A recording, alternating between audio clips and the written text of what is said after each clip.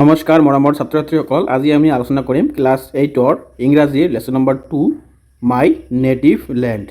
ছাত্ৰ ছাত্ৰীসকল, তোমালোকে এই ভিডিঅ'টোত এই লেচনৰ সকলোবিলাক কুৱেশ্যন আনচাৰ পাই যাবা আৰু ইয়াৰ যিমানখিনি খালী ঠাই MCQ টাইপ আছে সকলোবিলাক কুৱেশ্যন তোমালোকে এইটো ভিডিঅ'তে পাই যাবা। প্ৰথমত চোৱা 1 মাৰ্কৰ কুৱেশ্যনখিনি। ইয়াত আমাৰ এৰ পৰা এছলৈকে দিয়া আছে। এইখিনি কুৱেশ্যন মই তলত আলোচনা কৰিছোঁ, তোমালোকে জাষ্ট ভিডিঅ' চাই থাকা, এইবিলাক কুৱেশ্যনৰ উত্তৰ পাই যাবা। আৰু 2 নম্বৰত চোৱা কি দিছে, a brief summary of each of the stanza of the poem has been given below, match the stanza with the given summaries, mention the stanza number alongside the correct summary. ইয়াত এই লাইনবিলাক দিয়া হৈছে আৰু এইটো কোনটো ষ্টেঞ্চত দিয়া আছে, কোনটো পেৰাগ্ৰাফত দিয়া আছে তোমালোকক লিখিব লাগে। My native land make me feel as safe and secure as a baby carried on mother's back। এইটো হ'ব কি আমাৰ ষ্টেঞ্চ 4 আৰু তোমালোকে এইটোত লিখিবা ষ্টেঞ্চ 6। গতিকে আমি পঢ়ি নাযাওঁ, তাৰ তোমালোকক কৈ আছোঁ। ইয়াত হ'ব ষ্টেঞ্চ 1 আৰু ইয়াত হ'ব ষ্টেঞ্চ 5 আৰু ইয়াত হ'ব ষ্টেঞ্চ 3। তোমালোকে এনেকৈ কিতাপত লিখি দিবা। তাৰপিছত তোমালোকে 1 মাৰ্কছৰ কুৱেশ্যনখিনি আহা। ইয়াত আমাৰ প্ৰথমত আমি এৰি আহিলোঁ, মই যে ক'লোঁ তলত পাবা তোমালোকে 1 মাৰ্কৰখিনি। ইয়াতে এতিয়া আমি 1 মাৰ্কৰখিনি আলোচনা কৰিম। আমাৰ এই নম্বৰত কি দি আছে চোৱা, এই নম্বৰত দিয়া আছে what does the old man ask the poet. Old মেনে পয়েটলৈ কি সুধিছিল? The old man ask the poet to tell him what his native land is like. B number কি কৈছে, why does the old man ask the question to the poet। ইয়াৰ উত্তৰটো কি হ'ব? The old man ask the question this question because he is blind, lonely, poor and cannot see to experience the beauty of his land by himself। তাৰপিছত দিয়া থাকে 3 নম্বৰটো চোৱা, how does the poet addresses the old man, what does that form of addresses man। ইয়াৰ উত্তৰটো হ'ব the poet addresses the old man as koka. In Assamese culture koka means grandfather. It is a respectful and affectionated way to address an elderly man.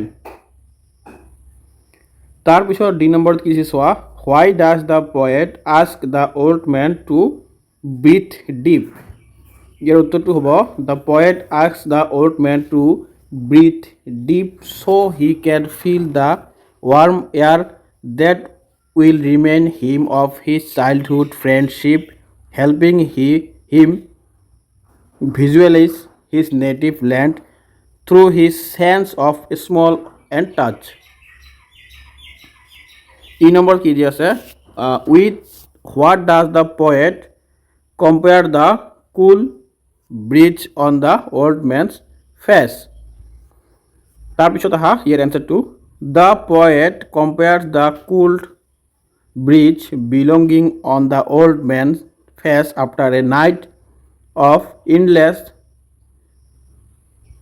Thunder and rain to the peaceful breath of his land. তাৰপিছত আহা F number ঠিক হৈছে, with what does the poet compare the content gurgling of the little baby. ইয়াৰ উত্তৰটো কি হ'ব আমাৰ, the poet compares the content gurgling of the little baby tied to her mother's sturdy back to the very soul of his the native land is made। 2 নম্বৰটো কি হৈছে আমাৰ, what does the source of the cuckoo and the sparrows do। The source of the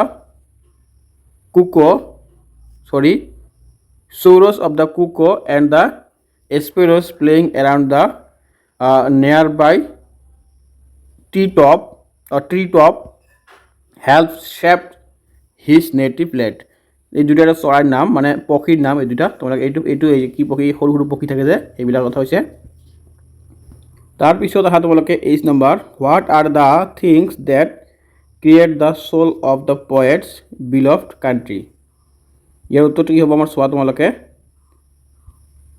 the soul of the beloved country is created by the distant roll of the bihu, dhol and music of the pepper and gogona. The heady around of pitha and lero and the peaceful scent of evening praying coming from the namghar, masjid and church all together. তাৰপিছত তোমালোকে অহা 3 number কুৱেশ্যনটো। এতিয়া এইখিনি আৰম্ভ কৰাৰ আগতে মই তোমালোকক ক'ব বিচাৰোঁ যে যদি তোমালোকে মোৰ চেনেলটোত প্ৰথমবাৰ আহিছা চেনেলটো ছাবস্ক্ৰাইব কৰি ৰাখিবা। এইটো চেনেলত তোমালোকে ক্লাছ 8ৰ সকলোবিলাক ছাবজেক্টৰ এনেকুৱা ধৰণৰ ভিডিঅ' পাই থাকিবা। সেইকাৰণে চেনেলটো ছাবস্ক্ৰাইব কৰি ৰাখা, তোমালোকৰ বহুত সুবিধা হ'ব। 4 নম্বৰটোত আহা। 4 নম্বৰত কৈছে কি চোৱা, পেজ নম্বৰ আমাৰ 23। পেজ নম্বৰ 23ত মই যেনেকৈ ইয়াত মিলাই আনিছোঁ তোমালোকে এইটো চাই কিতাপত সেম টু সেম মিলাই দিবা। 1 নম্বৰটো দিবা এই লাইনটোত, তাৰপিছত 2 নম্বৰটো দিবা একবাৰ লাষ্টটো, 3 নম্বৰটো দিব ওপৰটো, এনেকৈ তোমালোকে ধুনীয়াকৈ মিলাই দিবা। তাৰপিছত আহা 8 নম্বৰ কুৱেশ্যনটো। 8 নম্বৰটো একেবাৰে ইজি বস্তু, চাই তোমালোকে লিখি দিবা।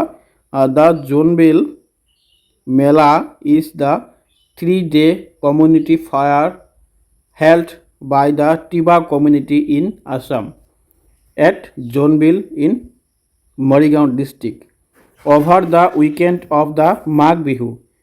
It is fair in Morigaon, Assam, organized by Tiba community. The American tourist Mr. Gordon was delegate to know about Assam. He had heard of Kaziranga National Park, a P2 park will likhi diba, and the rhinoceros. He wanted to visit the river island Majuli. He was in time celebrate Bohag Bihu. তোমালোকে এইটো লিখি দিবা। তাৰপিছত 8 নম্বৰখিনি আহা। 8 নম্বৰৰ আমাৰ এৰ 2 নম্বৰটো কি কৈছে চোৱা। 8 নম্বৰত দুটা আছে এ বি, তাৰে এৰ 2 নম্বৰটো আছে এনসাৰ দ্য কুৱেশ্যন বিলো বাই wrestling of information from the passage. ইয়াত কৈছে কি what was the name of American tourist. American টুৰিষ্টৰ নেমটো কি আছিল? মিষ্টাৰ গৰ্ডন বা জিম গৰ্ডন। তাৰপিছত আহা বি নম্বৰটো কি কৈছে where did the author meet him. অথৰে ক'ত তাৰ লগত মিলিছিল? কলকাতা মিলিছিল।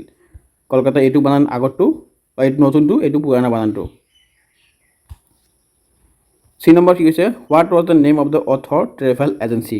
ট্ৰেভেল এজেঞ্চি নেমটো কি আছিল? The name of the author travel agency was network travels. তাৰপিছত আহা তোমালোকে ডি নম্বৰত which place in Assam was the tourist keen to visit. ইয়াৰ উত্তৰটো হ'ব কি the tourist was keen to visit Kaziranga national park to see the rhinoceros, the river's island Majuli and the Jonbeel Mela in Morigaon. তাৰপিছত আহা ই নম্বৰত in which month was the tourist in Kolkata. The tourist was in Kolkata is the month of January. ছাত্ৰ ছাত্ৰীসকল তাৰপিছত তোমালোকে আহা 9 নম্বৰটো। 9 নম্বৰটো মই ইমানখিনি পঢ়ি নকওঁ, মই ডাইৰেক্ট তোমালোকক অসমীয়াটো কৈ আছোঁ। অসমীয়াত মানে কি এইটোৰ মাত কেনেকুৱা, এইটোৰ মাত কেনেকুৱা, এইটোৰ মাত কেনেকুৱা, ই কেনেকৈ মাতে সেইবিলাক ইয়াত কৈছে। কাউ কেনেকৈ মাতে? এম ডাবল ম'ম' বুলি মাতে। আউল কেনেকৈ মাতে? হট বুলি মাতে। আৰু হেন কেনেকৈ মাতে? ক্লিক বুলি মাতে। আৰু শিপ কেনেকৈ মাতে? ব্লিড বুলি কৰে, ব্লিড বুলি মাতে, BLEAT বুলি মাতে। তাৰপিছত ইয়াত আছে কি পেৰট, পিজন, কাউ আৰু স্নেক, এইবিলাক কেনেকৈ মানে চাউণ্ড কৰে ইয়াত দিয়া আছে। তোমালোকে এনেকৈ চাই লিখিবা আৰু এইটো মুখস্থ কৰিবা। এইবিলাক খুবেই ইম্পৰ্টেণ্ট হয়, এই পক্ষীৰ মাতবিলাক আৰু এনিমেলৰ মাতখিনি ইয়াত ধুনীয়াকৈ দিয়া আছে, তোমালোকে চাই মুখস্থ কৰিবা। এইবিলাক এক্সামত আহি থাকে। ছাত্ৰ ছাত্ৰীসকল ইয়াতে মই ভিডিঅ'ত সামৰি মাৰিলোঁ, তোমালোকে ভালকৈ পঢ়িবা তেনেহ'লে ভালদৰে কৰিব পাৰিবা। চ' নেক্সট ভিডিঅ'ত তোমালোকৰ লগত দেখা হ'ব। আজি মই ইয়াতে সামৰণি মাৰিলোঁ। থেংক ইউ, ধন্যবাদ।